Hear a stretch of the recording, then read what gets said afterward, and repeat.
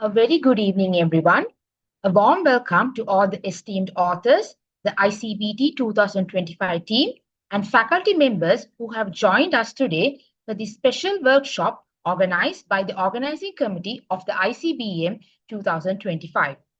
The primary objective of this workshop is to support our promising authors in transforming their conference papers into publishable manuscripts, making them suitable for submission to ranked academic journals. This initiative reflects our commitment to fostering high-quality research and scholarly contributions. We are also thrilled to extend this opportunity to faculty members interested in enhancing their academic publishing skills. We have a very insightful evening planned for you, and I'm confident that you will gain valuable knowledge and practical advice. So without further ado, let's move on to our first address of the evening. It is now my distinct honor to invite Dr. Gunarathne, the esteemed co-chair of ICBM 2025, to address this gathering. Over to you, madam. Thank you very much. Good evening, everyone. I warmly welcome you all for ICBM 2025. This is an extension of our main conference. So as we promised you at the beginning, so today we have invited all the authors who have sent us papers, and we have selected them based on the comments we received from the reviewers as well as the comments we received from at the conference itself.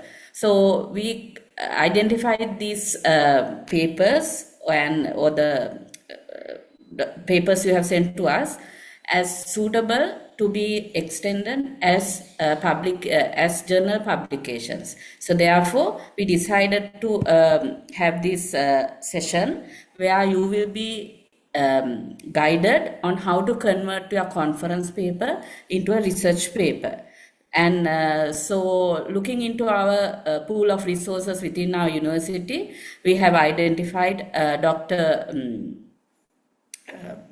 Nuwan Gunarathne, who is one of the prominent researchers of our university with A-grade publications, to guide you all to see how we can convert a conference paper into a journal paper.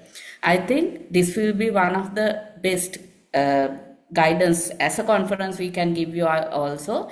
And also, as we promised, we have linked with few journals, especially Scopus journal published by the Science Foundation. So we will be directing your papers to these journals, as well as internally we have a collection of journals within our university also. We will be directing to that journals also based on our preference.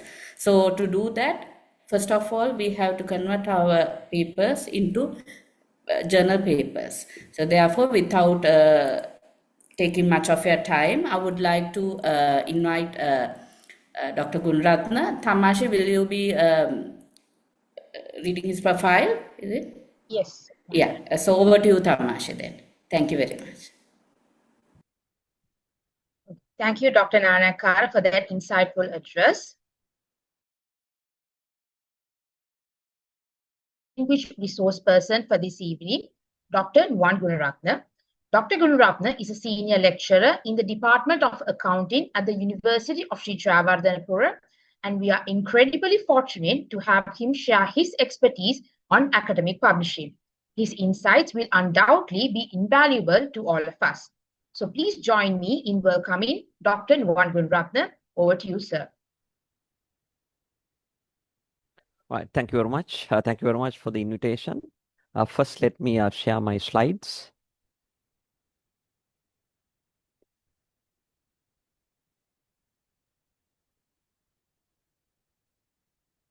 I hope the slides are visible and my audio is hearable. Yes, Nuwan. All right, okay, thank you. Yes, as mentioned, the focus of this discussion, or rather the workshop, is to guide you or to give you some insights on how to convert your a conference paper into a publishable manuscript, not in any journal, but in ranked journals. So that's our purpose. And as it was mentioned,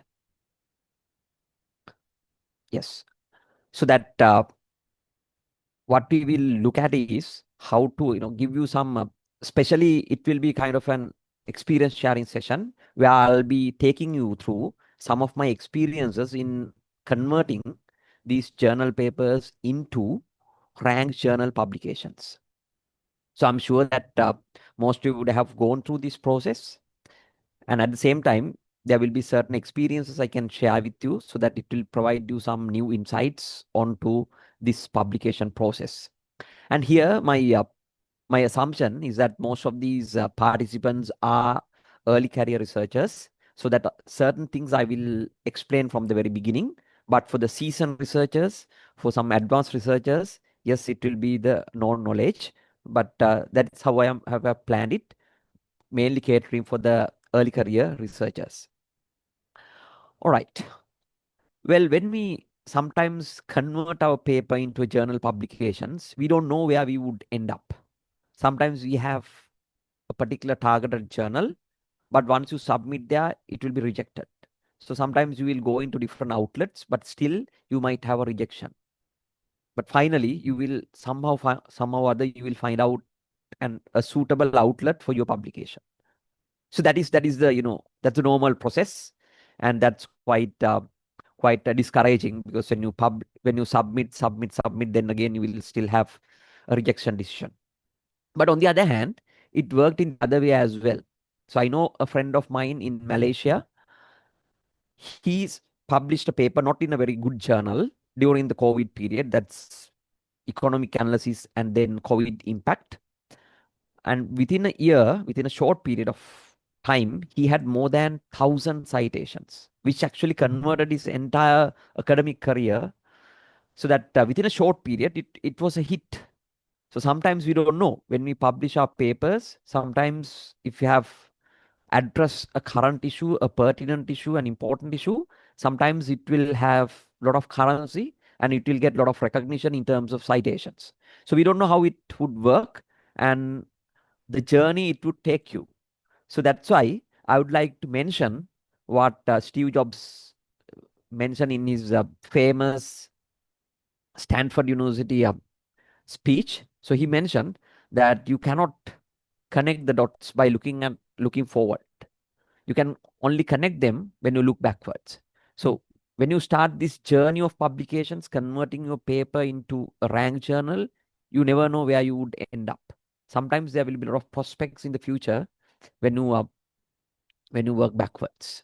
So keeping that in mind, let's move forward. Well, first of all, let me share with you the research process. I'm sure that you have gone through this process, which I divide into pre-publication and post-publication. So in the pre-publication, you will have to find a research area. Then again, you will have to do some networking to get this done. Then you will have to find resources, maybe grants or maybe your own resources. Then you have done the most toughest part, that is conducting the research.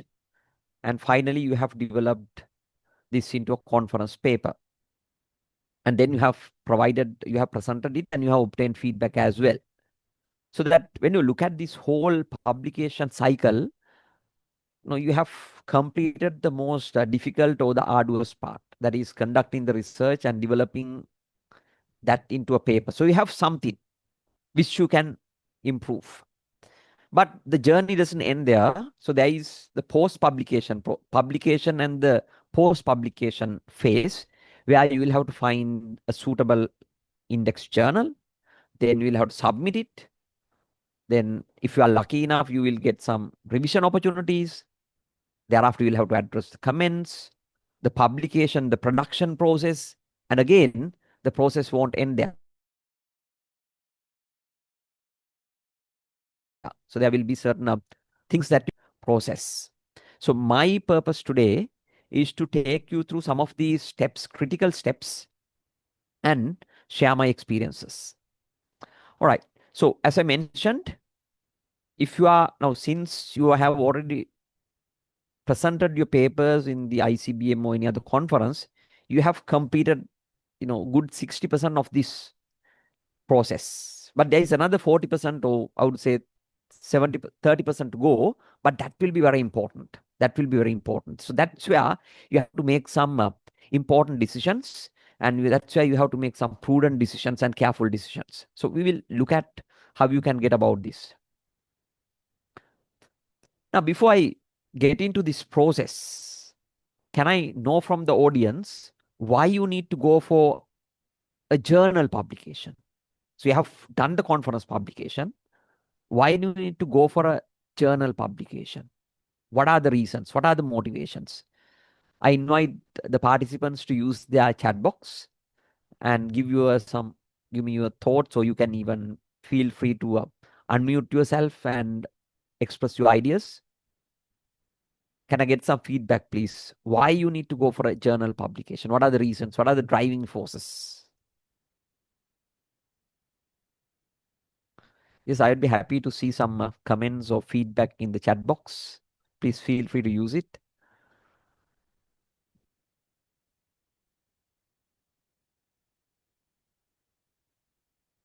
Yes, Dr. Sanjeevani says she's passionate about it. Yeah, so you have an intrinsic motivation. Yes, that's one. What are the other benefits? So these are some intrinsic or internal motivations, and there are some external motivations. So what are those? I would like to hear from you.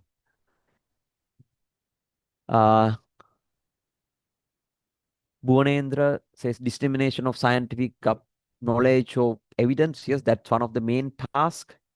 So in addition to teaching and getting engaged in administrative tasks, knowledge creation is one of our tasks. Yes, you can do it. You can achieve it through journal publications. That's very good. Any other points? There are many. There are many. Yes, recognition. Then, yeah. So if you are a PhD student, if you are reading for a PhD, yes, publication is getting a must. So some universities, you need to have at least 1 or 2 publications, or some universities, you can even go for a publication by thesis option. That's the option I followed. So my thesis consisted of several publications. So that's another motivation. Yes, Dr. Nilangani says that it's about, being a non-researcher, so improving a profile in the field. Yes, there are many. Yes, there are many. So let's look at some of my reasons. So there's one more, that is to be a non-researcher. Then yeah. So Dimalka says the credibility and the reliability, peer reviewed. So that means that you get a chance to associate with the experts in the field. And then yeah, you can make evidence. Yes, exactly. So thank you very much for this valuable feedback. So let's look at what I have gathered here. Few things which I was expecting is that it enhances your teaching as well. You know that this is called research integrated teaching. So it doesn't mean that you need to necessarily do a journal publication, but if you have a journal publication, so that means that you have gone through the process and it's recognized out there, so that it will improve your teaching. So let me share with you a few examples or some experiences I have. So we have introduced a course on corporate sustainability accounting at the Department of Accounting. So we have made it a point to make field visits with the students. So initially this was an optional course. Now we have made it a compulsory course. So we made a lot of field visits so that we make the subject more practical, and we know what's happening because of these research experiences. So we are not teaching what is in a textbook. In fact, there are no textbook for this, but we look at what is in the practice. And then we incorporate those findings or these experiences into our teaching materials. So these are some of the visits we have made with the students. And then again, these are potential accountants. So we have made it a point to make field visits to discuss with engineers. Especially, you can see that they are discussing with engineers, so that so this research will enable you to improve your teachings. Then how it exactly happens through your publications. So this is the course that we have introduced. And then for your recommended readings, you can have these as recommended readings. Or you can even give these journal papers as recommended readings. Now, something that I do on a constant basis, I give some of my articles and I ask the students to analyze them. So sometimes they even come up with new insights which I never had when I did the study. So that there are a lot of benefits by publications and incorporating them into a teaching. Then again, giving these as article analysis exercise or some other exercises or the assignments to the students. Then another couple of benefits which was already mentioned.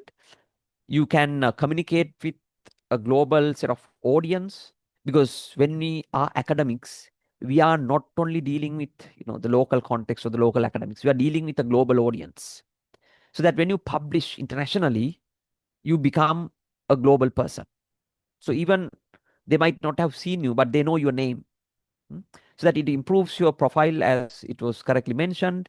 And this is publications will be a way of measuring your performance. For instance, that the best tool that we have is Google Scholar. I'm sure that all of you have your Google Scholar profile. So that gives you your publications and the track record over time. And why this is important? Because when authors look at what you have done, when they see your profile, they will always look at your Google Scholar profile. Then not only that, then you can have ORCID, then again Scopus profiles, then the ResearchGate profiles. All these will have your publication history and your journal publications. So it's absolutely essential that if you want to be visible, if you want to make a contribution, won't actually consider, they won't regard conference papers as good publication. They always go after ranked journal publications or index journal publications. Then, interesting thing, even Albert Einstein has a Google Scholar publication. I'm sure that he's not the one who made this visible, but still you can see his publication. Even after many years of his passing away, he has many citations even today. So you can see that even last year he has had more than 10,000 citations. So even when you are no more there, your legacy will continue. So that's the beauty. So it's an intellectual product that you create.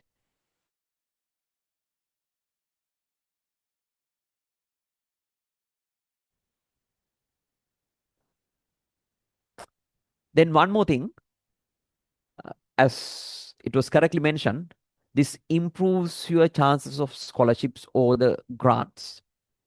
One way that if you are a PhD student, definitely this becomes a must.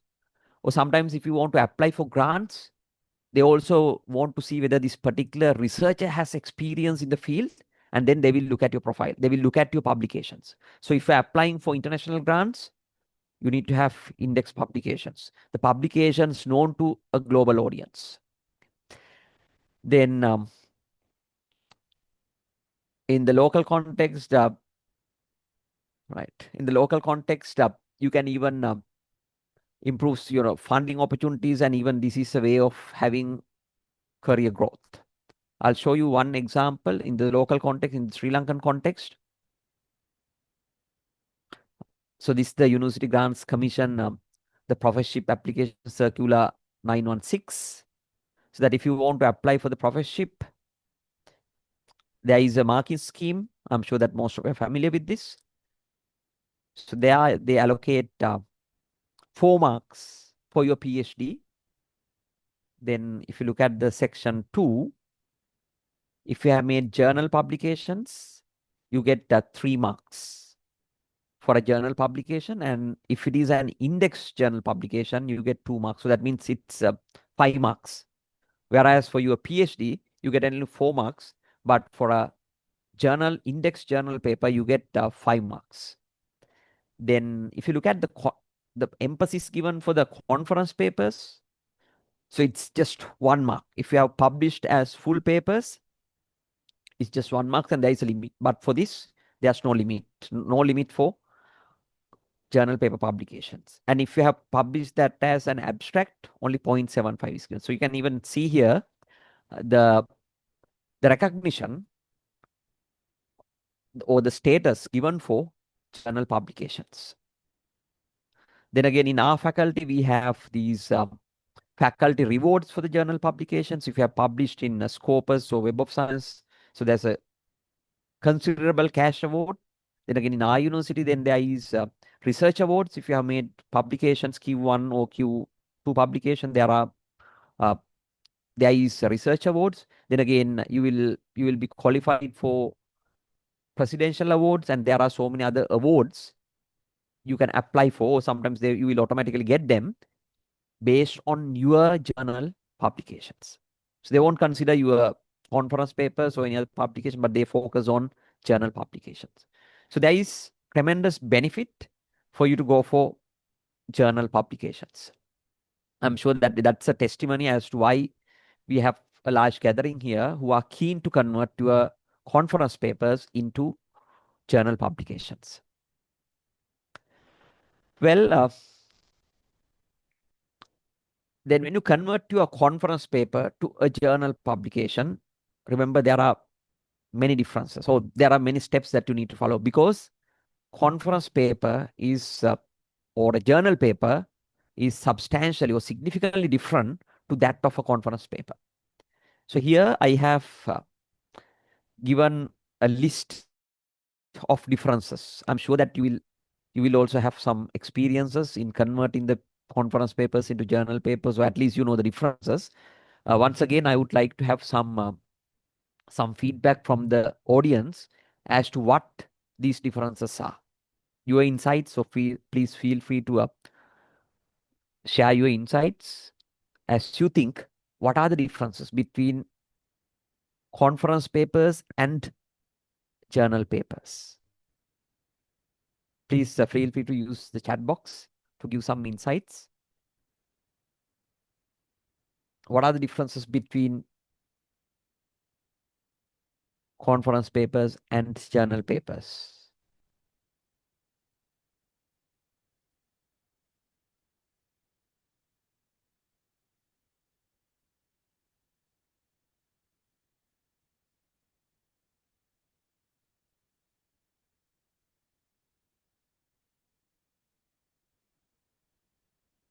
Yes, one is in terms of recognition. Yes, yeah.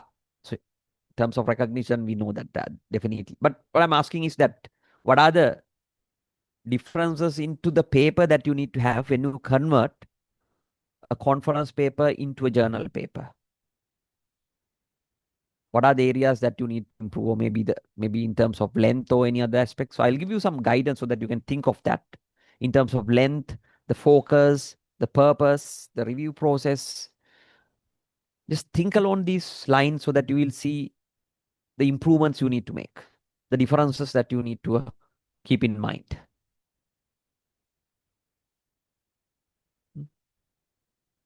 All right. So while you think, since we have limited time, let me get into this. Yes. Stromita says the journal paper is more detailed. Yeah. And in depth. Yes, that's very good.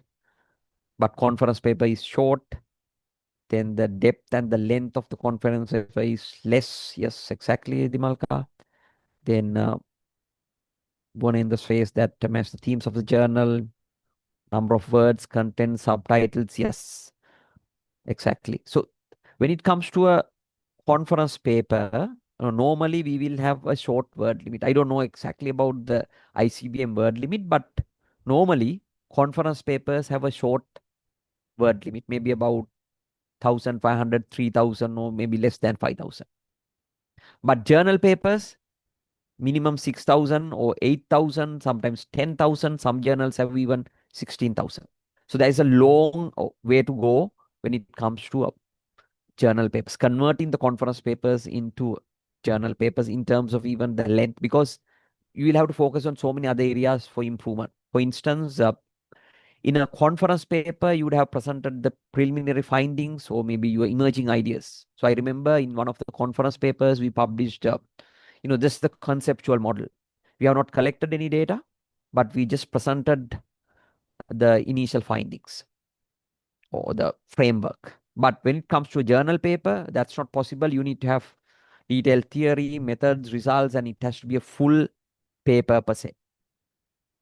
Then very importantly, in a conference paper, our main purpose or the idea is to share our work in progress or to provoke a discussion or to get something tangible from your research so that you can seek feedback. But when it comes to a journal paper, you got to make a significant contribution to knowledge, original contribution to knowledge. Then conference papers, the review process is very light, I would say very lenient. Whereas in a journal paper, it's very rigorous. I remember even when I review for conference papers, I will not go into very details, but as long as I see some value, we will give it an opportunity. But when it comes to journal papers, we'll be very strict. If it doesn't fit the minimum conditions, it will be always rejection decision. Then in a conference paper, the contributions will be very minimum. Sometimes you are still searching for contributions, but in the journal paper, you need to have original contributions or novel contribution to the field. Then maybe in a conference paper, you might not have used a theory, but in a journal paper, it has to be well grounded or integrated in theory. So as mentioned, the methodological details will be very short in a conference paper, but journal paper, there is a lot that you need to present in terms of data collection, analysis, how you ensure trustworthiness, and so forth. Then conference papers, references are few because you always have a word limit, but journal papers, it will be an extensive list of references. So from this, you can understand that your conference paper has a long way to go for a journal publication. So that in today's discussion, we'll be looking at how you can make some of these decisions, some of these changes. All right. So when you start converting your paper, my advice is always to begin with an end in mind. Just don't convert your conference paper into any journal paper, but keep a journal in mind. Always keep a journal in mind, at least one or two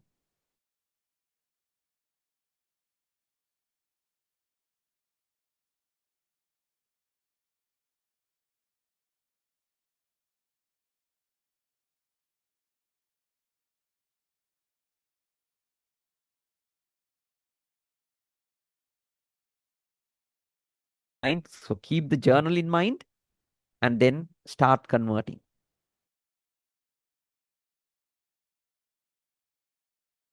Later. And what is important is that use conference as a means, not as an end. It's just the pathway. End destination is a long way to go. But conferences will give you a lot of benefits, and that's why you have even decided to publish your paper or to submit your paper into a very prestigious conference like ICBM.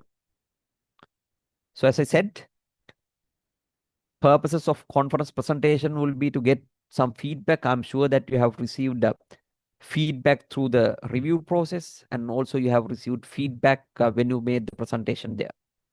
So that will open up new areas which you have never thought. Okay, and the comment will be very subtle but when you carefully think how to address it, there is a long journey that you need to make to address that comment.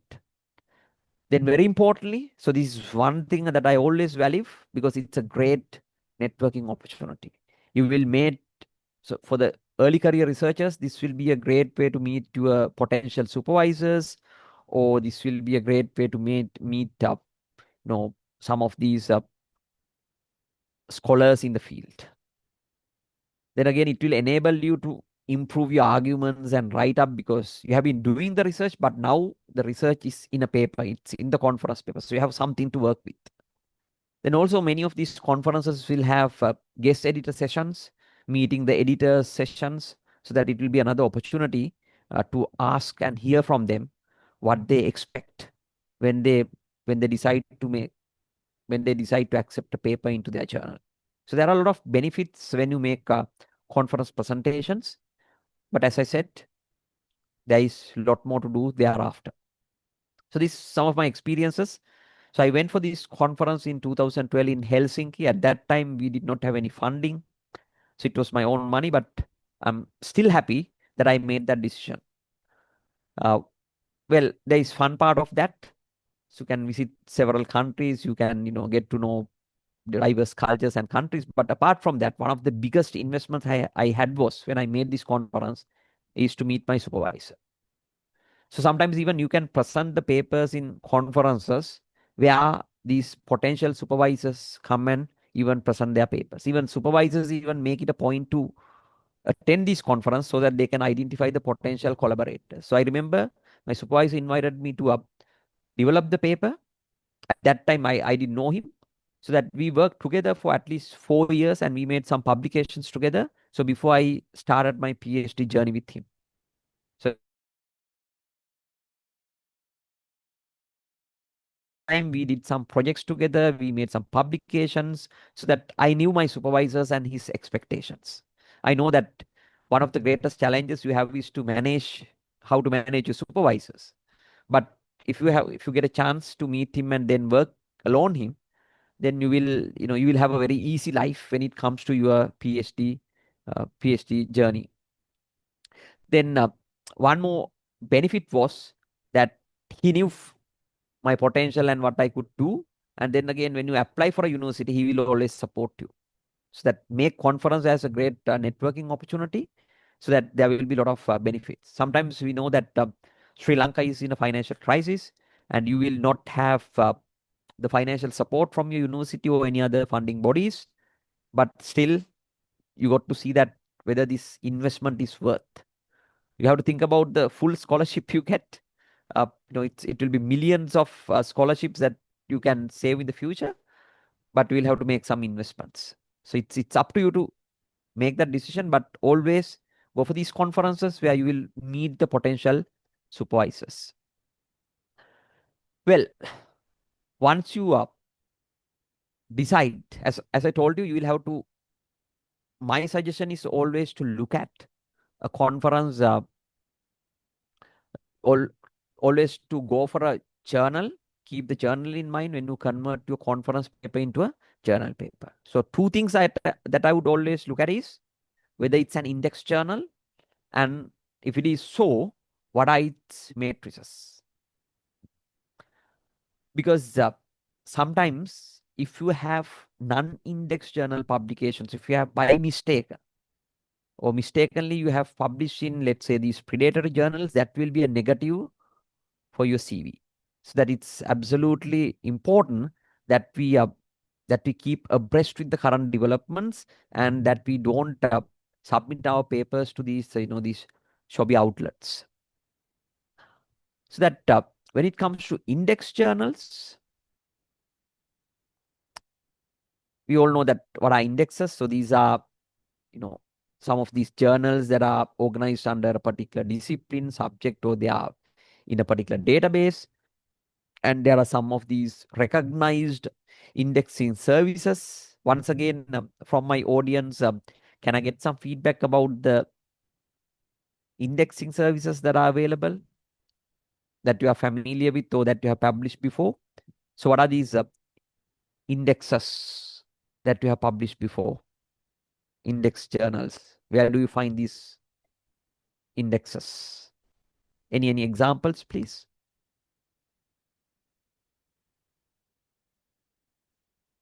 Yes, can I have some feedback, please? Please use the chat box. So what are these index journals that are known to you?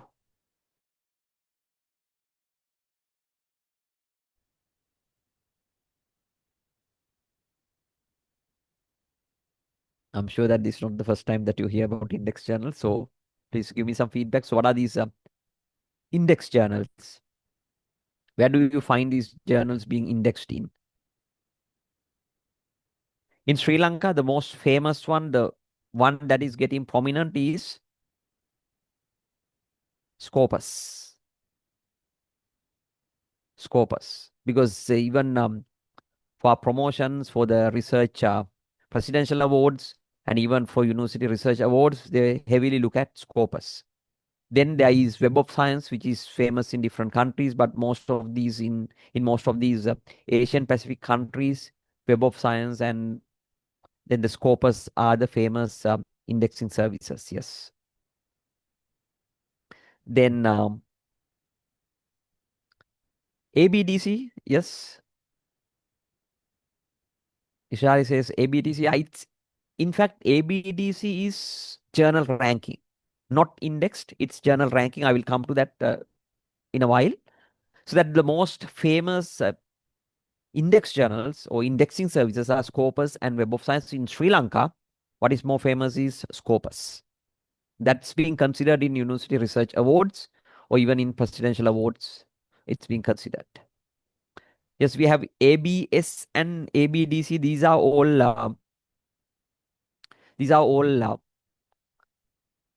ranked rankings, journal rankings. I will come to that later, Sachitra.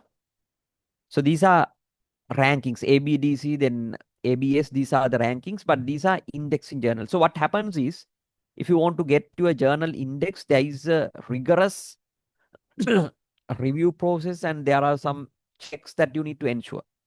Even in our university, we are still trying to get Scopus recognition for Vidyoja Journal of Management, formerly Vidyoja Journal of Management. So that so you need to have a lot of quality controls for your journal to be recognized in Scopus or Web of Science.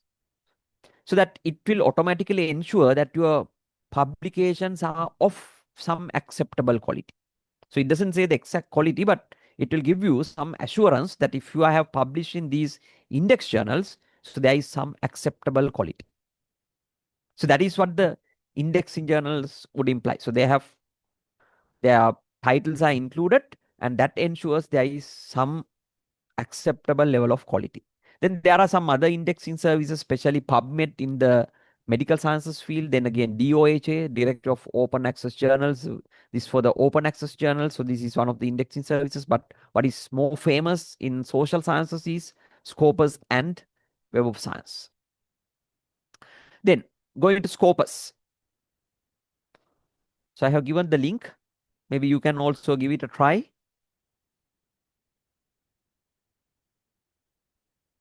Just when you go to Scopus, then you will have this interface to go to the sources. The participants, you can also try this yourself. Just go to Scopus. I'll provide the link here in the chat box. Right. So this is the link. So go to Scopus, click on that. Then you will go to a Scopus database. Here you can search the authors.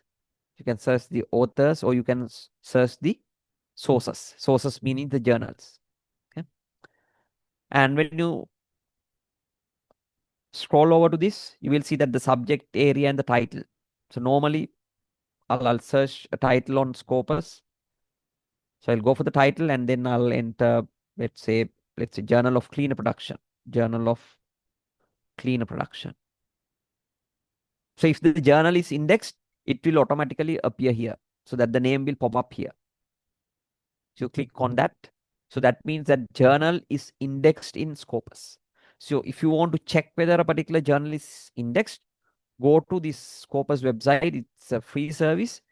You can go to sources and select the title, and then you will get the journal matrices. So it's now indexed in here. Then I'll click on this, and there are a few matrices that are important. So if a particular journal is Scopus indexed, it will have a score called site score. So which is a measure of the journal's impact. So if you publish in the journal, it will have at least 20 citations per year. So that's a simple meaning of that. So there's a mathematical way to calculate that. So let's see that. So once you look at this journal of clean production, I'll click on that. So it will take you to the Scopus page. So you can see the Journal of Clean Production from 1993 to 2025. So it's published by Elsevier. And these are the subject areas, because when it comes to Scopus, there are different categories under which these journals are indexed. So that there are 4 categories: business management and accounting, environmental science, engineering, and energy. Okay. So when you scroll down, you will see the site scope. See how it is calculated. The number of citations for the last 3 years for this journal, and divided by the number of papers published in this journal for the last 3 years, so that you will have the average citation per year. So that's called the site scope. So that if it is indexed in Scopus, you will have the site scope. Then you can look at even the site scope trends. See how it has changed over the years. Okay. So it will give you the trend. Then another important matrices is the coverage. So you can see this journal has published 5,000 papers in 2021, 2022, 4,700, then 4,400, 4,500. Now they have published 1,200 papers. So you can get some idea, that there are certain journals, they publish only 20, 30 articles per annum. So you can get some idea how many papers that this journal will be publishing. Then one important aspect is the site score. When you look at the site score, as I told you that this is indexed under 4 categories. So this is indexed under 4 categories. Now you can see these categories. So business management and accounting, that is ranked number 7 out of 478 journals. So it is in the top 100 percentile. So if you draw a percentile, so it's in the top 100 journals. Yeah. Sorry, it's in the top 98 percentile in that particular category, business management and accounting. Then if you look at the next one, environmental sciences, it's number 5 out of 233 journals. Again, it's in the top 98 percentile. Engineering, 10 out of 384. Energy, 17 out of 270. So it's in the 93rd category.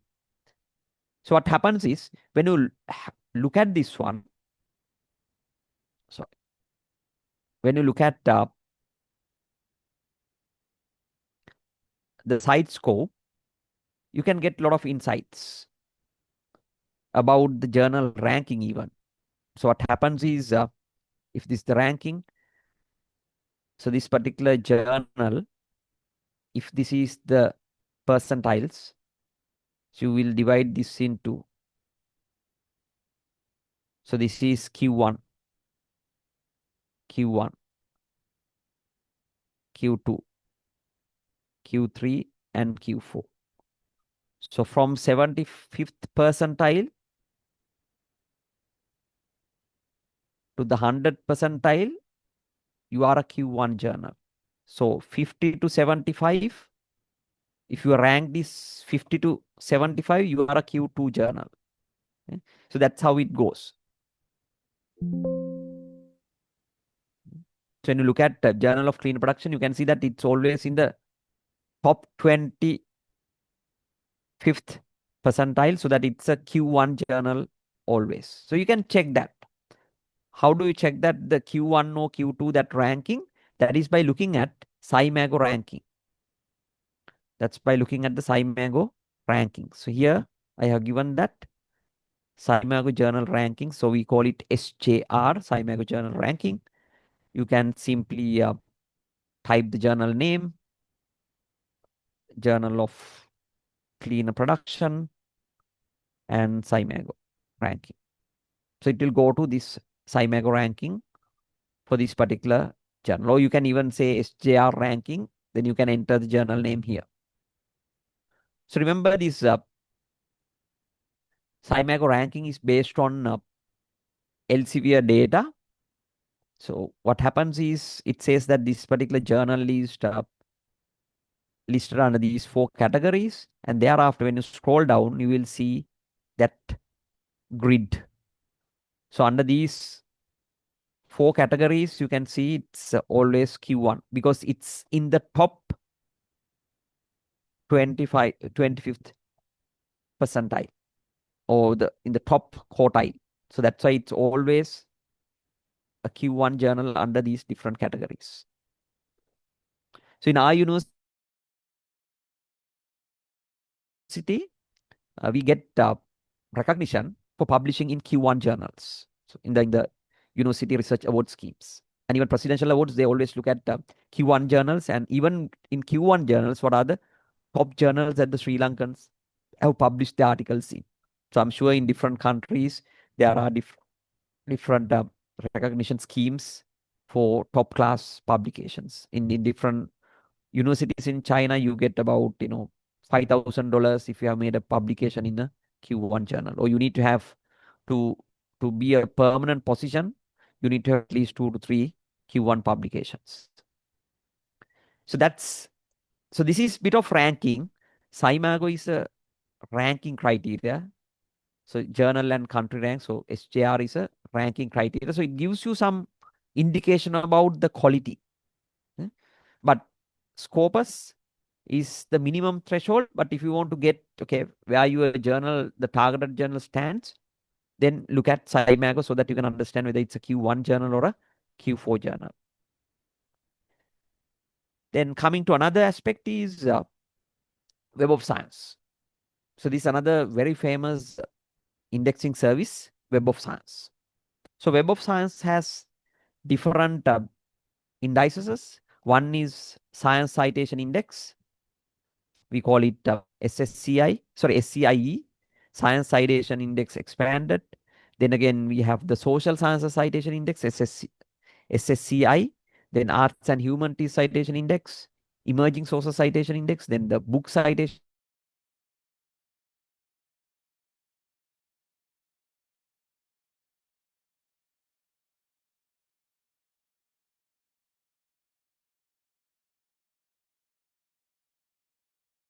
Web of Science. They initially index the journals in Emerging Sources Citation Index, and then they will elevate that to SCIO or SSCI. So previously there was no impact factor for these 2 types of journals, but from last year onward they started releasing impact factors for journals, even if they are cited in Emerging Sources or Arts and Humanities Citation Index. So as I mentioned, Web of Science will always release something called impact factor. So this is how you measure the journal's impact. The same calculation, but it's based on their matrices. Whereas Scopus, they will issue site score, CS. And then Web of Science will issue impact factor. So let's give it a try. We'll go to Web of Science and see these journals are there. All right. So let's go to a Web of Science. Simply I'll post the link here. Or you can copy Web of Science Master Journal list. Sorry, it's not the link that should go. It has to be a Web of Science Master Journal list.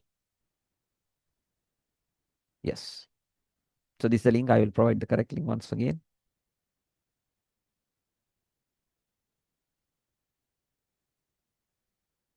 Sorry, the previous link is about something else. So this is the correct link. I have posted the correct link.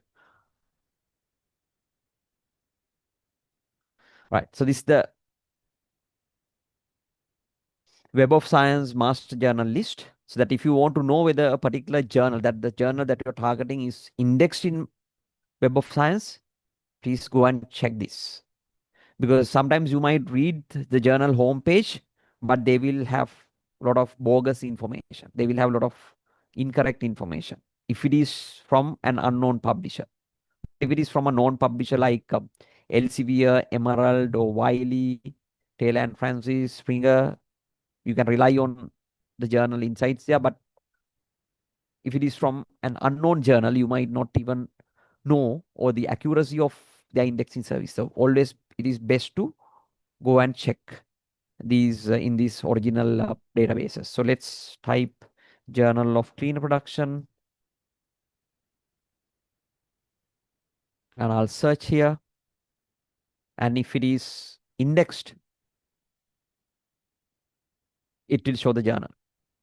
So it says Journal of Clean Production. It's in Web of Science core collection.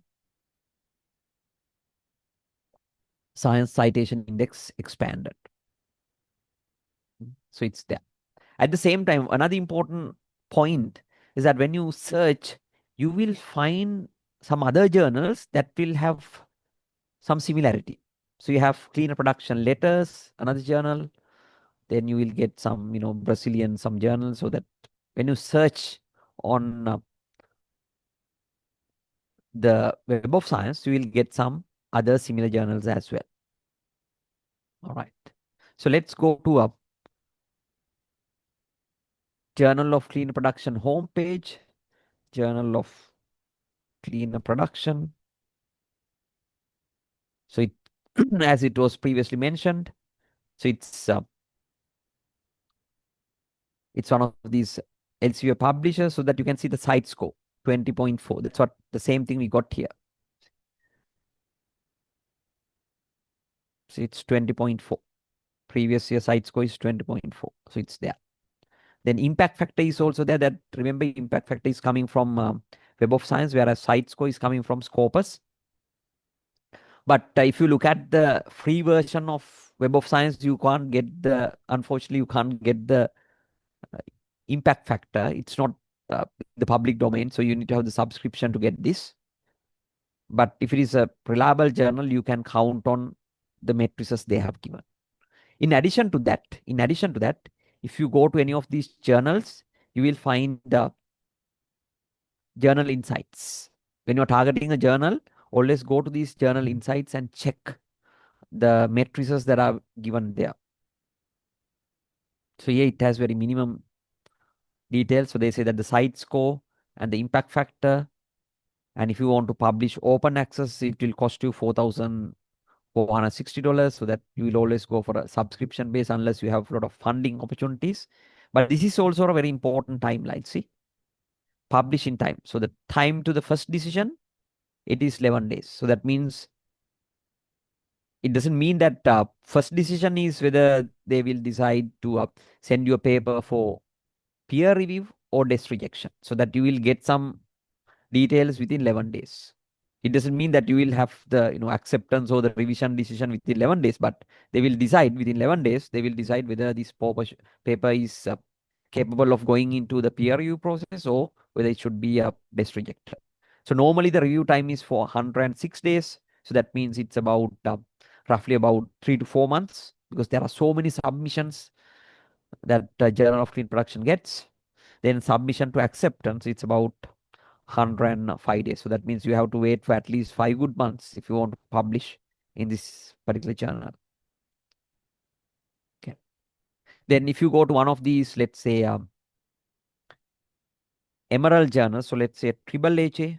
I'm sorry, I'm using some accounting journals just because of my affiliation, so that I'm getting accounting, auditing, and accountability journal.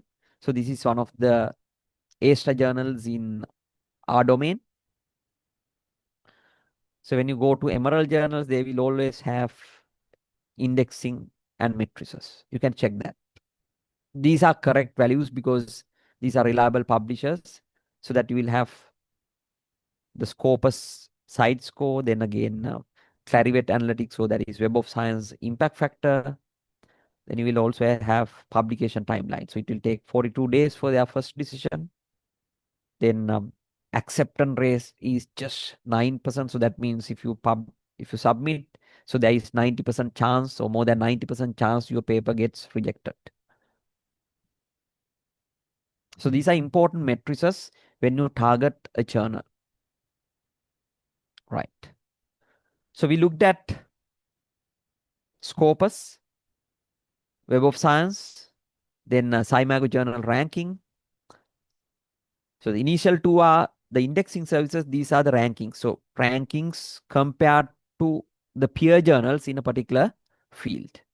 Then one more thing that was mentioned during our previous discussions is the ABDC ranking. So this stands for Australian Business Deans Council. Those who are having Australian background, I'm sure that you are familiar with this. So let's go for that. Just type ABDC ranking, not ABCD. This is ABDC ranking, Australian Business Deans Council ranking. Because in Australia, they don't rely on side score or impact factor. They have their own journal ranking, quality list. So they have 4 categories: A star, A, B, and C journals, C grade journals. So we go over there, ABDC journal ranking. So this is freely available. So what you find is the 2022 journal categorization, because 2025 review is now underway. Soon it will be out. So they say that they are still getting submissions for the revision. So this during this revision process, some journals will be upgraded, some journals will be downgraded. So new journals will come in. Okay, here you have the journal search tool. So let's say Triple HA. Let's say, okay, let's go for accounting, auditing. If that's enough, once you search, it will give you all the journals that will come have accounting and auditing. So you have a list of journals. Yeah. So these here you will see that C and C, these are different journals. So this is the journal ranking, rating. This is their quality level. So they have A to A is, sorry, C is the lowest category, rank journal category. Then C, then B, A, and A star. A star is the highest. So one of these A star journals will be Triple AJ. So let me check that out for you. Yeah, you need to get the exact wording from the journal. You can see that they are using the ampersand and the commas. So you have to get that exactly and search in here.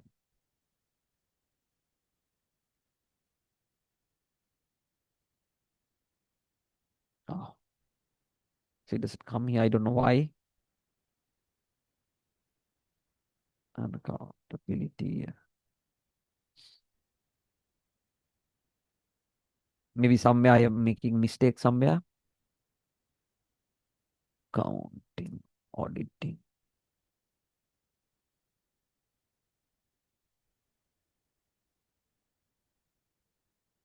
Yeah, I don't know. It doesn't pop up here, but what you can do is you can even export the full list. So you can export the full list and then search your journal. Right. So let's say Academy of Management Review. I hope that the spelling is correct. Management Review. So these are A-star journals. I don't know why it doesn't pop up here. Academy. Sorry. All right. So what if it doesn't pop up? What you can do is you can download the full list and then search for the journal. So here you can see Academy of Management Review. It's an A-star journal. So that's the highest ranking you can have. So this is their ranking. So I hope that now the difference is clear. So it's about the quality of the journal. So that there is a particular team that evaluates the quality of the journal, and then they decide, okay, these journals are fallen into these categories based on the feedback. And they have a very rigorous review process for the ranking.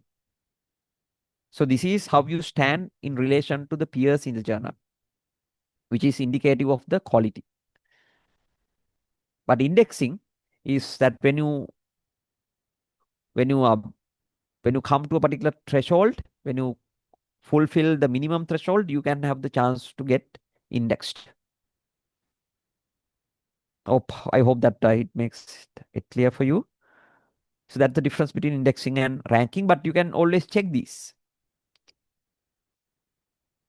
Because a particular journal can be indexed in Scopus, it can be indexed in Web of Science, and it might have a ranking in ABDC. But those who are having a UK-based background, so this is the ranking system they are using. That's called the Academic Journal Guide or AJG ranking. So this is published by the Chartered Association of Business Schools. So there is another list which you need to download. It's not very user-friendly. You need to register and then get the ranking. So they are ranking, this is the UK-based ranking. So they have 4-star, then 4, 3, 2, and 1. Whereas in Australian system, it is A-star, A, B, and C. Here it's 4-star, 4, then 3 and 2. So if you can make one of these A-star publications or 4-star publications, it's one of the lifetime achievements. But there are some academics who always publish in these, but in our context, if we can publish few papers in an A-star journal, that's a lifetime achievement. So those for these early career researchers, my advice or my experience is target at least one paper from your PhD in an A-star journal. But that has to be the most valuable paper, the pinnacle paper. All right. So you can see that there is a lot to think when it comes to these rankings. ABDC ranking, then AJG ranking, CIMAC ranking, lot. So sometimes, when you check a journal, how do you always check this? Because if you want to get references for a journal, so how do you know the quality of the references? Or sometimes even we direct our students to find quality articles. So this is the method that they need to follow. But isn't there a shortcut for this? Yes, with the advent of AI, we have now shortcuts. So that is the rapid quality check for academic journals. So rapid journal quality check. So once you install this as an extension to a browser, there is a lot that you can get. I'll show you how it works. So everyone, you can go to the Chrome browser. You need to have the Chrome browser because this is a Chrome extension. Yeah. Then just search Chrome extensions. This doesn't work with other browsers, so please note that. So you have to open this in Chrome and then go for the Chrome extensions.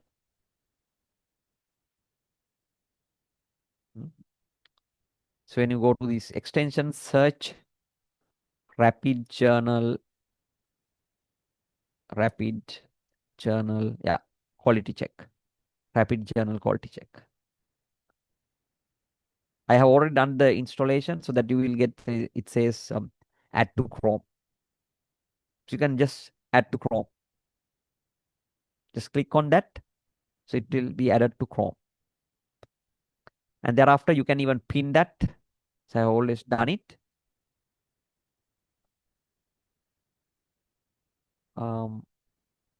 Yeah, here, once you click on that, you will get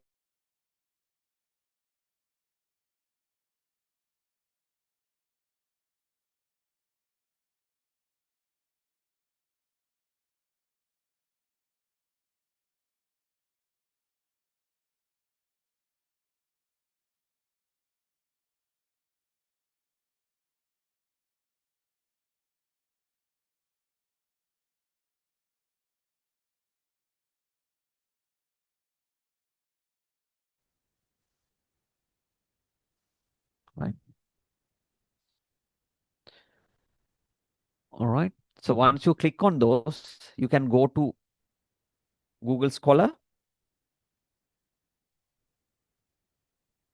and search for any title. Let's say, sorry, not this. You need the Scholar.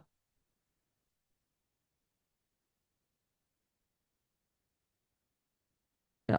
You go to Google Scholar and search for any, when you search for any article, let's say sustainability, so that when this articles appear, you will see their, oh no, yeah, you will see their rankings. Once you have installed that button, Rapid Journal Quality Check, you will always see the ranking, let's say accounting. Okay, so it says this is accounting forum. It's a Q1 journal. It is based on AJG ranking, it's number 3. Then based on ABCD, it is B. Then this is the one which I mentioned you, Triple AJ, Accounting, Auditing and Accountability Journal. So it's a Q1 journal. According to UK-based ranking, it is number 3. Based on ABDC, it is A star. So that, there are differences, especially between UK and Australian-based ranking, but this is how it goes. So that that these journals are of quality, the quality of these journals. So it's always good to have handy to have these this extension installed so that the journal that you are counting on or the articles that you are citing for a particular journal. So the process is very simple. Please install or add this extension, Rapid Quality Check for Academic Journal extension, so that once you search on Google Scholar, you will see the ranking. But if you want to cite from, quality journals, you can focus on Q1 journals or A-star journals. Forget about the other journals that do not even have a ranking. I hope that that's clear. If you have any doubts, I'll be pleased to answer. We will have a Q&A session, but do you have any doubts regarding this extension or how to add this extension? Any doubts, please?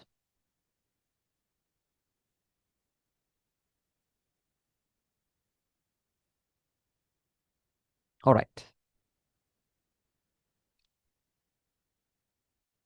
So that what happens is I took you through these different indexing services, but with this button, with this extension, you can have everything in one go.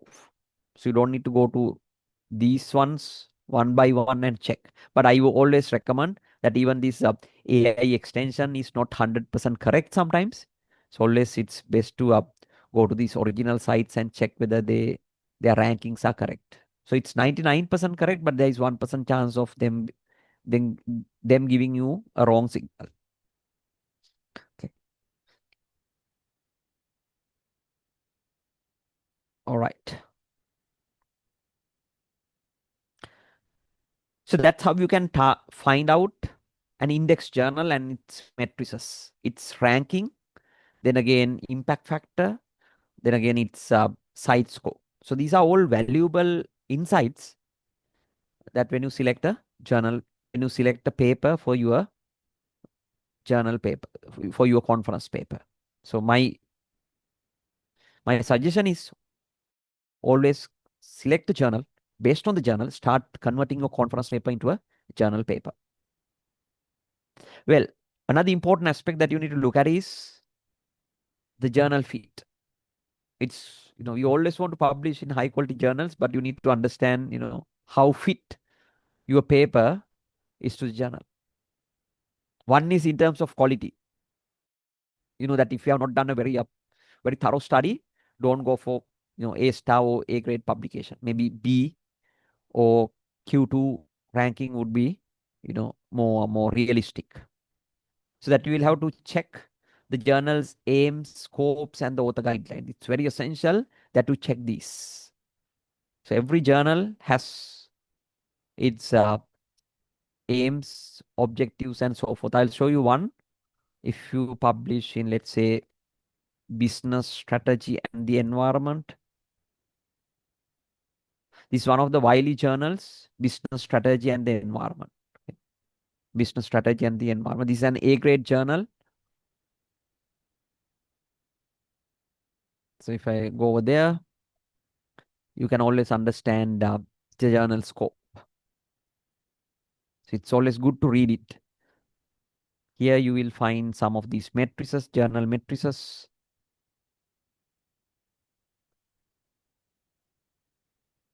Okay.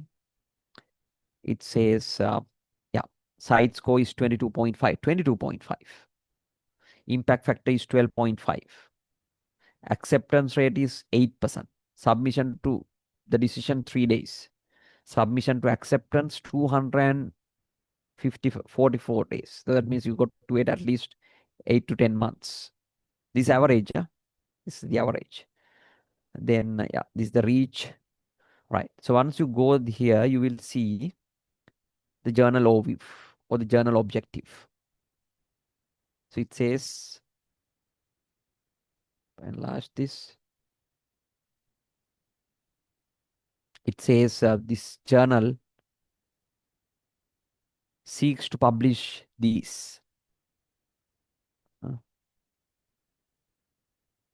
it says contributions that add to the understanding of business strategies for improving the environment. So as the name implies, this is the journal scope, so that they don't sometimes publish technical papers. So that you need to always check the journal objective. So that's very essential to read the journal objectives, journal, what the journal is looking for, if you are not familiar with the journal. So I have made the mistake of submitting certain papers to unrelated journals. So sometimes it might take several months, or sometimes it will be a desk rejection. But it's waste of time and waste of effort, and even it discourages you. So it's always better to check journal aims, scope, and the author guidelines. That's very essential that you check author guidelines, so that every journal has a separate page for author guidelines. So here you can see the guidelines. These guidelines are very important. It will give you how you need to structure your paper. So that's why I'm telling you, you have to always start the conversion process of your conference paper into journal paper with that end in mind. You have to customize it to the journal. So that's why you got to always keep the journal in mind. So journal scope, then yeah, it says it should not exceed 8,000 words, but normally they will allow you plus or minus 10%. So even if it is 9,000, so that's fine. That's excluding references. Okay. So that's a word length, because that's a very important point, so that you know the number of words that you need to have in your paper. So if you have excessive number of words, you need to cut short. Otherwise, it will be a desk rejection most of the time. Then they say that the manuscript should have these parts. So they say that the first page should have these, then the second page should have these. So they have given these details. So you have to read them very, very carefully to ensure that your paper fits into their guidelines. Then again, you can see there should be main references. So even after reading these guidelines, the best is to check some of these papers published in the journal, so that you know how these guidelines have been translated into papers. So that's something I always do. Check the guidelines and then look at several papers published in the journal. So that you have to always uh, prepare prepare your manuscript based on the journal guidelines. Even they give you how to format your references. See, so they have given you a lot of details about where to put the figures, where to have the tables. So it says that where to have the see, they say that the figures should be separated as separate files with the file number, so that the figures should be separately submitted. So there is a lot of guidelines that you need to read and be familiar. Then if you look at, let's say, any of these emerald journals, let's go to triple AJ, triple AJ.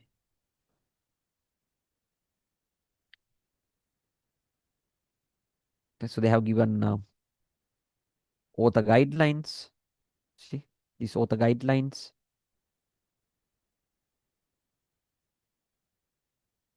When you scroll down, they will give you some information of how you can use AI in your manuscript, what are the disclosures you need to make. Then if you are using any images, how do you need to have the copyrights? Then this is very important. So all these Emerald journals have this table given. So they say that you need to have this number of words, see, 12,000 to 13,000 words. And you need to allocate 280 words for a figure or a table. Then author details, this is what you need to have. And thereafter, all these Emerald journals now ask for a structured abstract. So that means you need a article abstract should be structured. You can't write a paragraph, but you have to divide that into purpose, design, findings, and originality. So that different journals, different publishers have different requirements, which you need to be familiar with. So that you need to have the keywords, then the article classification. So the best is to check the journal and see some published papers so that you know how they have applied these conditions, these requirements into the published papers. So that's absolutely essential that you read these guidelines when you start formatting or developing your paper. All right. Then another aspect is to see the type of papers that the journal publishes. You can be a qualitative researcher, quantitative researcher, or you have done, let's say, an SLR, systematic literature review, so that you got to know whether this journal publishes such type of papers. So very recently, we developed a paper for the International Journal of Sustainability in Higher Education. Yeah, so this is a journal.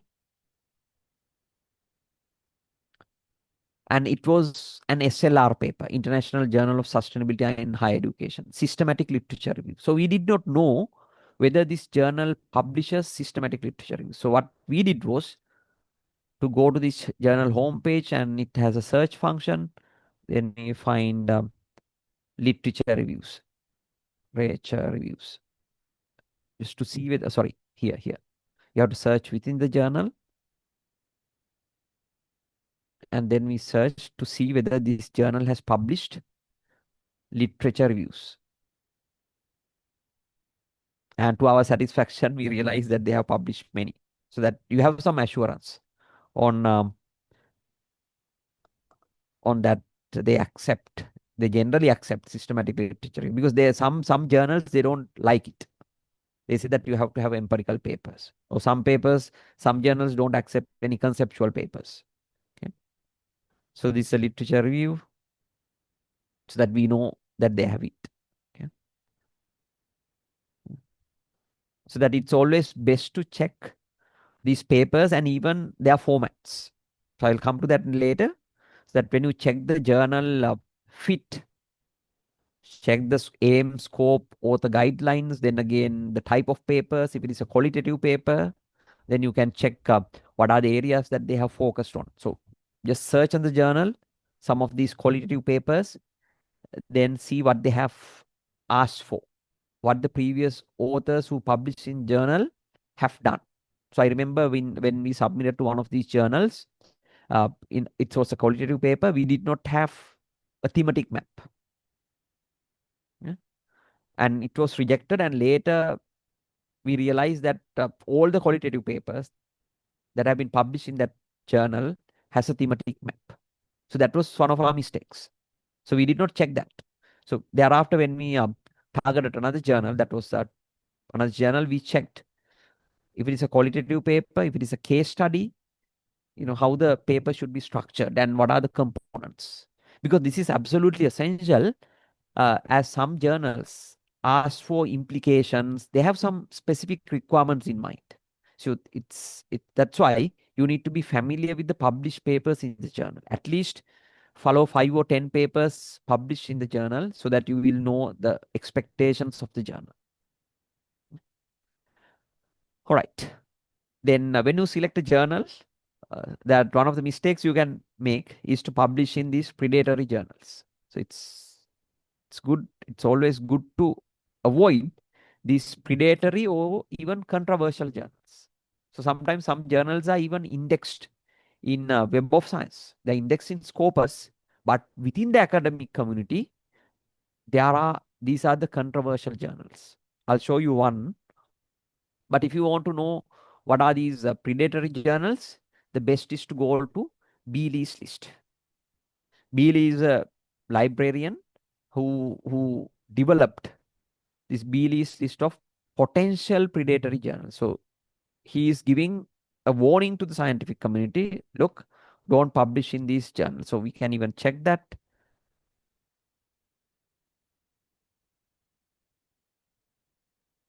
I'll be sharing these slides later so that you can do your own research. So when you type Beeley's list of potential predatory journals, go here. And here you have to enter the publisher name. So I'll get one of these controversial publishers, that is MDPI. MDPI, let's say Sustainability Journal. MDPI is a Swiss-based publisher, multidisciplinary publication house or something. I don't remember that. So that this is MDPI. So they have impact factor. That means it's Web of Science indexed and there's a site score. But this journal has a lot of criticisms about their peer review process. So that you can go to Beeley and check MDPI. Enter the publisher's name. Then you will get this update. So it says, Beeley stopped his, he had a lot of criticisms from MDPA. In fact, he had to stop this list in 2016, especially from because of the criticism of MDPI. It says this one, Multidisciplinary Digital Publishing Institute, MDPI, decided not to include MDPI on the list itself. However, I would urge anyone that wants to publish with this publisher to thoroughly read wiki article. That's one. Because this journal is highly controversial. Even some time back, I have even published, but these days I never target this journal. So when you go down, you will see somewhere, yeah, this one, inclusion in the B list list. So it was initially included in the B list list as a predatory journal, but they somehow or other insisted that it's not a predatory journal. But still within the scientific community, you have lots of criticism about this journal. So my suggestion is better to avoid these controversial journals. This one, then again, something like Hindawi, then frontier journals are bit of controversial journals. Frontier journals,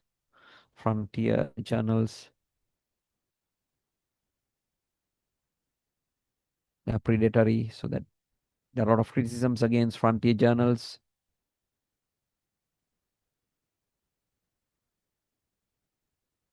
Yeah. Because very recently, some of these journals were even excluded from Scopus and Web of Science indices. So better to be on alert on these journals.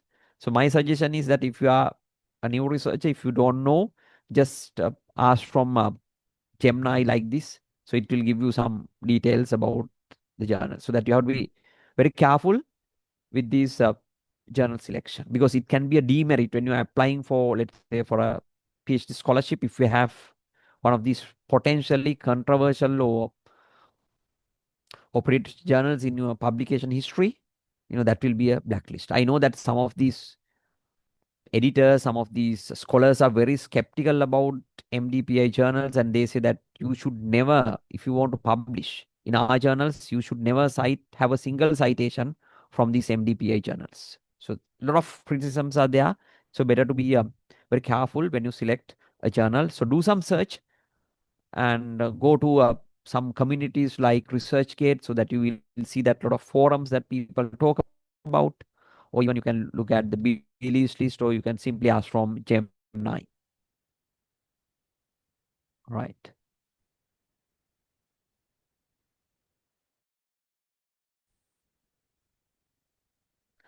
Then, as I told you, conference paper to a journal paper, there's a a lot more that you need to do, a lot of changes. So this highlights what you got to do.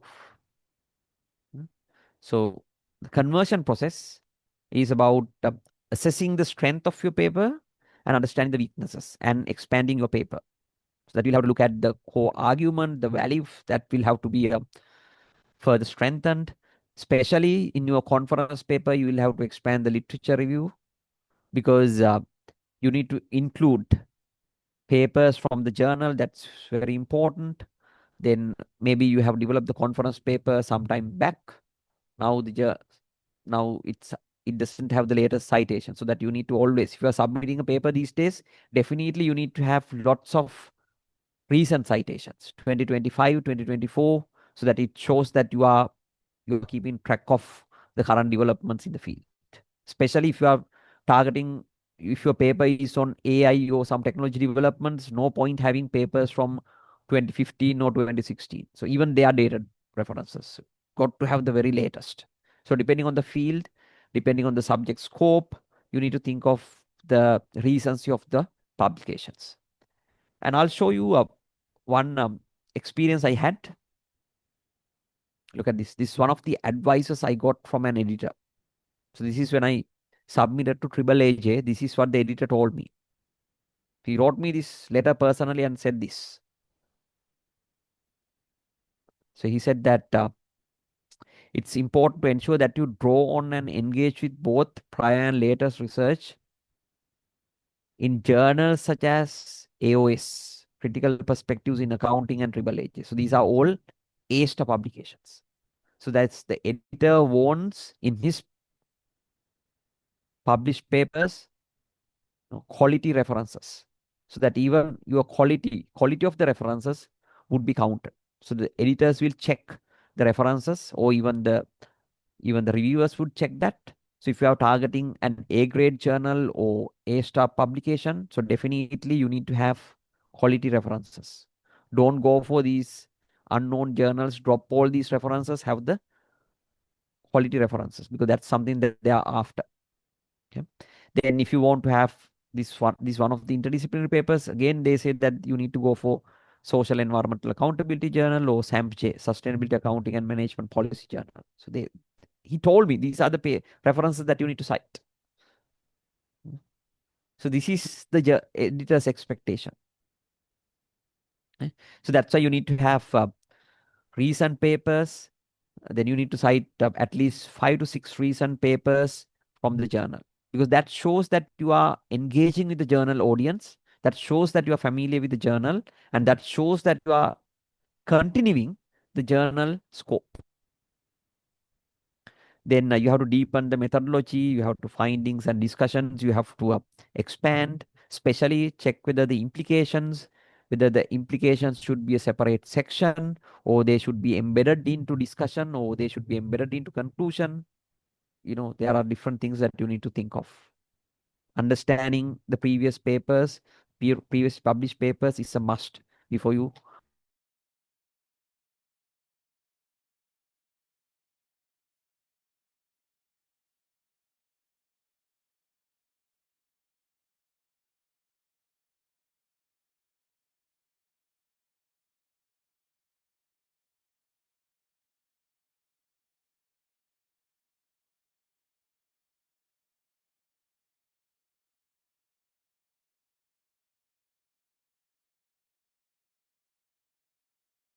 developing a new paper. Okay. So as I said, when you look at the journal matrices, then the format, the word limit, the citation style, the templates, where you need to have the images, these are all important aspects that you need to check. Especially some of these journals will have a template. I remember that most of these Francis and Taylor journals, they have a template. So you have to copy your entire contents into the template. If not, it will be a desk rejection. Right. Then when you develop a paper, one thing that I normally do is, because I normally work with many collaborators, when I start by looking at the journal paper, the journal guidelines, we develop an outline with the words. See, okay. Introduction. If the journal requires 8,000 words, you have to allocate 1,500 words for the references. Then the balance 6,500 can be divided into different sections. So introduction 750, then literature review this, hypothesis development this much, methodology, results. Likewise, we have some indicative word limit for every section. So this is the first outline I have. And thereafter, in a collaborative research project, one person will do this part. It's about 500 words. So that you know that you don't need to develop the entire section when you have a collaborative team. It's about 500 words, so that you can give your maximum effort to do that. Better to have an outline. You can deviate by 5 or 10%, but it's good to have a guidance on the number of words that you need to have for each section. If not, you can exceed the limit, but later on you will have to cut down on the number of words. That's another strategy. Or you can have this. So it's most likely that you will exceed the word limit. That's what usually happens. And thereafter, you will have to do some trimming. Trimming meaning you have to cut down the number of words. So this is a good practice. Before you start developing a paper, have some word limits, sketch, and then decide what to include. Then another important aspect is that before you submit the paper is to get it language edited. So I remember previously we used to spend a lot of money to get it language edited, but now these days using AI to get your language improved. Okay. So that two things that you need to do before you submit.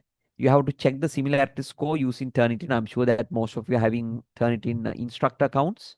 If you're not, you can speak to one of your friends, those who have it, and get the similarity.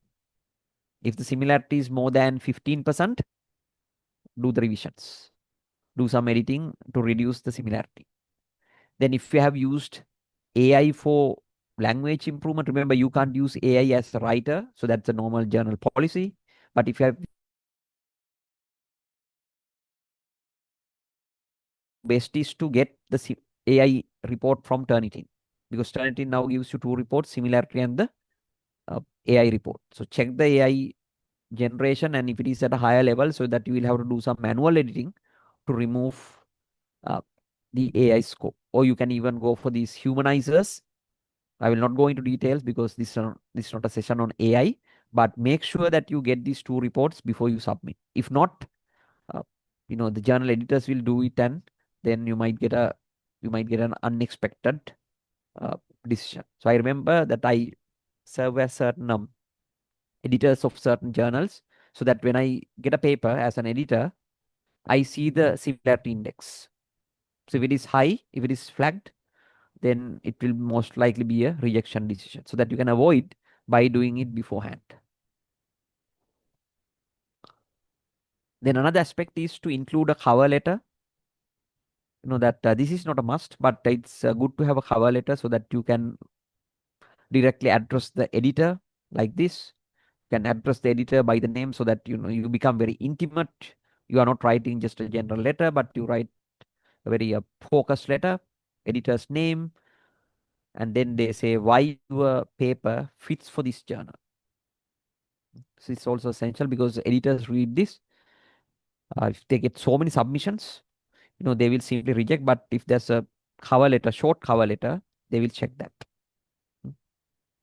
So these are the different tricks that you can follow, different guidelines you can adopt to get your paper published. And you can say why the novelty in the paper, why it is relevant to the journal. So that always I prepare a cover letter, customized cover letter for the journal. Then once you submit, after having all these formatting, AI checks, cover letters, once you submit, you can have editors will do an initial screening. Then you might be less rejected. Okay? Or they might ask you to resubmit, make certain changes and then resubmit. If you are lucky enough, you will move to the next step, that is accepted for review process.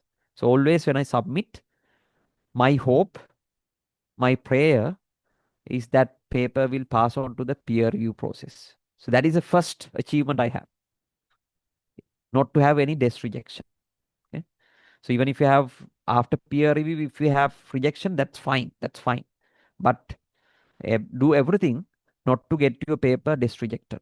So do all that homework so that your paper will not be desk rejected, so that it will go to the peer review process. After the peer review, it can even be rejected. Or after the first round of revision, it can be rejected. After the second round of revision, it can be rejected. I have rejected many papers, and I have got papers rejected after the second review even. That happens. So there's no guarantee that your paper will be accepted. But if your paper gets into the peer review process, you will get some feedback so that you can improve it. Even if it is rejection, some editors give you detailed comments so that based on that you can start improving the paper. So that you must be absolutely lucky to have peer review feedback. Then you will get the review decision, which will be a minor revision. You will never get that first time. Then most likely it will be a major revision, or sometimes they will reject and ask you to resubmit, so that you have to resubmit to the journal after addressing certain comments. So it will be simply a rejection. They say that, okay, sorry, we don't accept your paper. So it will be the worst case you can have. But all the other cases, I think it's kind of a win. You will never have a minor revision, but it will be a major revision. Then you will do another time of revision. Then it will go to the minor revision stage, and then it will be accepted. So there will be rounds of revisions. As you can see, that it takes about 6 to 7 to 8 months for the publication, so that you need to have that patience and patience for the publication. Then addressing review comments is very important. So this is again an area that you can make mistakes, because you take the comments granted and you don't give a very detailed response report. So if you don't have time, you can even ask for more time. There is a particular journal paper I have asked 1 month extra time. Now still the time is not enough. We are going to ask for another 2 weeks extra time. So that's possible, but you have to write in advance to the journal editor and get extra time and explain why the reason was. Then this is the response report you can prepare. Just a format. You can have the reviewer's comments, then your response, whether you agree with that or not. And if you agree, what are the changes you made and where you made the changes. Because I serve as reviewers for several journals, so that when I get a paper that I have already reviewed, I will always go for the response report. If there's no response report, then I will have to find it, and then I get it's a very agonizing job, and it's a tedious job. Then I will not have a favorable image, because the authors did not have the time and the maturity to prepare a response report. So always prepare a response report, a detailed one showing each and every change that you made. So I remember in one of the journals, our journal paper was about 25 pages, but our response report was more than 50 pages. It was more than 50 pages because we copied everything to whatever the changes we made to the response report, so that the editor or the reviewer would see the changes we have done. And one more thing you can do is to highlight the changes in the manuscript, because most of the time these journals asked a clean version and a tracked version. Clean version and a tracked version. That means tracked in the sense you can use track changes, which is very tedious. Normally what we do is we highlight all the changes so that the editors or the reviewers know that the changes we have made. So this response report is very important.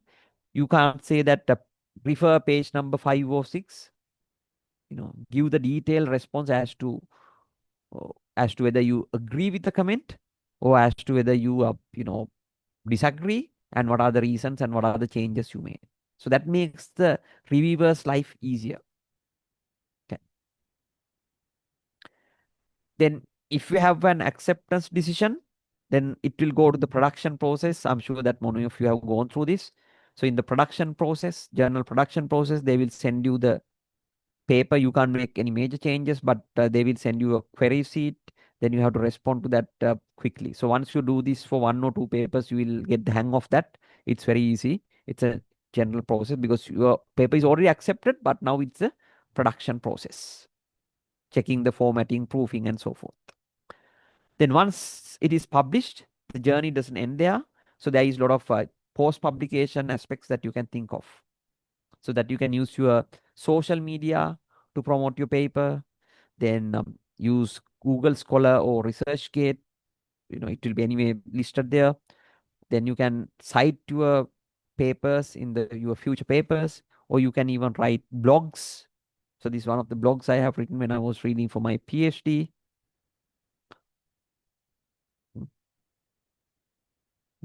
So these blogs can be written. So it says that article written by Nuwan, Gunarathne, and Ki-Hoon Lee.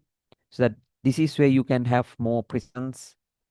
In addition to that, you can share these articles with the industry or known people, or I have seen that some of these scholars use their latest article just after their email signature. So these are good practices you can do. These are some of these experiences that I have shared. Some of my experiences I have shared with the industry, having forums, these discussions. Then you can write these articles to these newspapers. There are so many newspapers who are looking for these articles so that you can publish them in the newspapers, or even they might invite you for TV programs, or you can use LinkedIn to inform your audience about the articles that you have published. Or even our faculty has now started FMSC Research Insights, so that once you publish an article, you can share your research insights in a very simple language, so it will be available on YouTube. So unlike other days, you have so many medias to publish your paper. So that the point here is that even after publication, the journey doesn't end. So there is another life cycle, a stage for the papers. So one example, in 2013, we did a project with students. One of my experiences on e-waste. So we prepared a video on waste undertaker. So this is one of the videos that we prepared in 2013. Then in 2015, with a bunch of students, we published a book on e-waste management in Sri Lanka. So that was in 2015. Then in 2018, I had actually the chance to make real impact, because there was a factory that was e-waste management factory that was damaging the environment. So I had the chance to go and inform the villagers about the hazardous impacts of e-waste, so that it was a very, very insightful experience to share my knowledge, the research knowledge, with the villagers. And then in 2020, we made this publication. After several years of learning and experiences, we publication in the Journal of Clean Production in 2020. Then in 2023, um, I got the Presidential Award for this scientific publication. Then we had some of these conferences at the Chartered Institute. Then also in 2024, the Minister of Environment invited me to some policy level interventions, because they are going to introduce a financial model for these e-waste management aspects. So they invited me for this because of my track record and because of my publications in the field. So that's why I'm telling you, you might make a publication, or you might ignite this publication many years before, but it will take so many years for you to get the benefits and to see the results. So it will take many years, maybe 5 to 10 years. I started this project in 2013, and even now I'm working on that project. So even after 12 years, I'm into that journey. So that's why I'm telling you, when you do a publication, or when you start a publication, you don't know how the dots will be connected. You never know that. But when you look backwards only, you will see how these dots are connected, and you will see the journey that you have followed.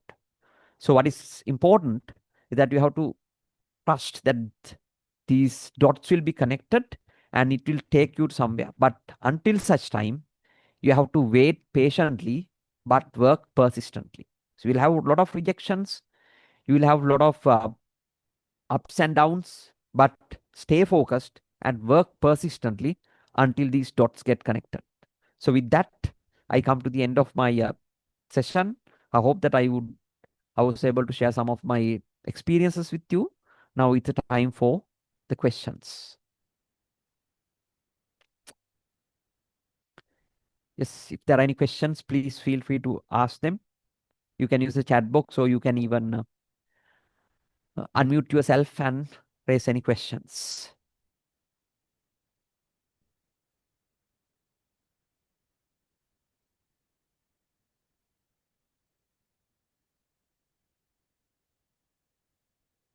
Right, so it's I know that it's almost late. You will not have many questions. Are there any questions, please?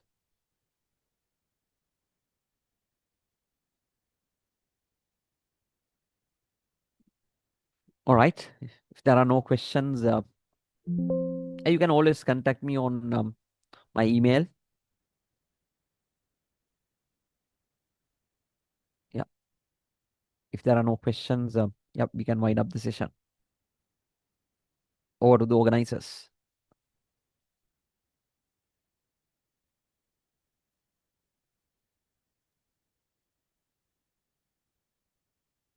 Right. So, what an enriching session that was. A huge thank you to Dr. Nuwan Gunarathne for sharing his invaluable knowledge and practical advice on academic publishing. Your guidance has been truly enlightening. I would also like to extend our sincere gratitude to Dr. Nilang Nanakara, co-chair of ICBM 2025, and along with the rest of the ICBM 2025 committee for their dedication, which made this event possible. Our thanks also goes out to all the authors for their diligent work and promising research. And of course, a big thank you to all the faculty members who joined us today to enhance their skills. Finally, I would like to thank each and every one of you for your active participation and keen interest throughout the workshop. We hope that this session has proved you with the necessary tools and inspiration to elevate your research papers and successfully publish them in esteemed journals. With that, we come to the end of this workshop. Thank you once again for your presence, and we wish you a pleasant evening ahead.